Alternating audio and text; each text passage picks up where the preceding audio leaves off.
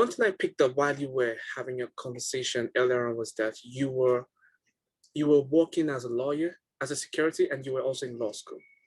Correct. What was the combination like for you? Working full time and also being the full time, because a lot of students are out there doing this thing, and sometimes when I meet students, they be like, "Oh, it's getting so stressful. I think I should drop out. Oh man, I think I should quit my job."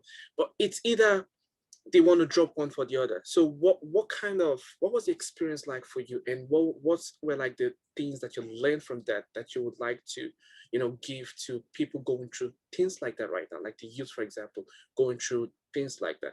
What was your experience like working full-time and also being a full-time student?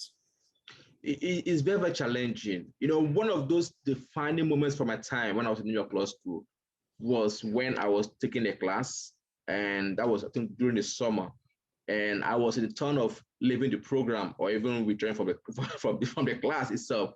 But I can imagine. yeah, I saw on social media that I said, you can never know what you know you can't know. I was like, yeah, this is me. I can never know taxation. It's too hard for me. It is not me. And then the following week, when I was meant to leave the program entirely, and that's one another post, the fear of failure should always, no, your desire for success should always outweigh your fear for failure. I was like, yes, I'm gonna work with this, because guess what? I mean, this program is so challenging to me.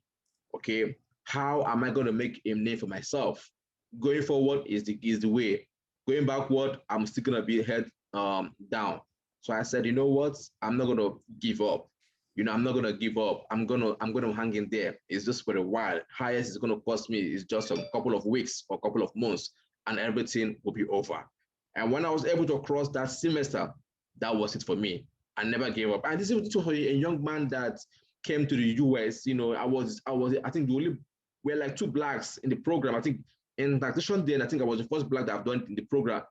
I didn't even merit it because I had no background in tax. I had no background in accounting and in finance. I never went to law school here in the US. I never went to college or high school. Never, except from Nigeria. So it was very, very challenging. In class with those in Harvard, NYU, big top accounting firms and global institutions. So I had no one to literally, work with me. But I was so determined because why I said your desire for success should always outweigh your fear for failure. That was what held me all through the days of my days in New York Law School. Even when people were mocking at me, I never gave up. I said, my desire for success will always outweigh my fear for failure. So anyone that is going through that same challenge right now, that's what I always say people, what is the vision? Where do you want to end? How do you want people to be remembered? Because you will surely have stories in life. And if you don't go through these challenges, your stories will not be sweet. Your stories will not resonate with people.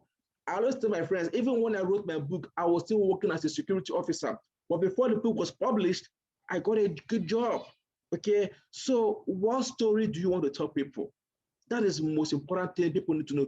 People will only connect with your stories and not to the facts that, oh yes, this is that. But then your story will resonate with them. So that is my point.